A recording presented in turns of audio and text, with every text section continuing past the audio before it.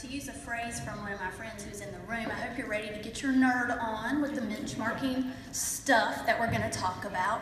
I know that I get really excited about benchmarking and the numbers.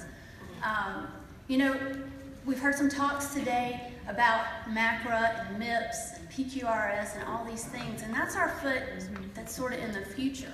But at the same time, we have things going on now. We're still running our practices the same way we've been running them. Fee-for-service revenue is an important part of what we do.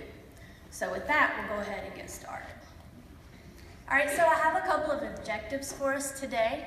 By the time we get done, hopefully you're gonna understand the value of benchmarking.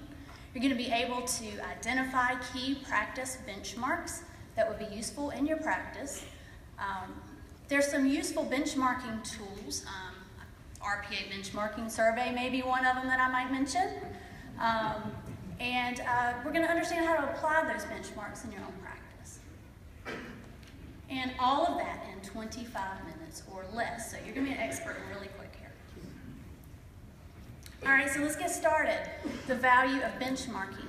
I would ask you today, how do you define success in your practice?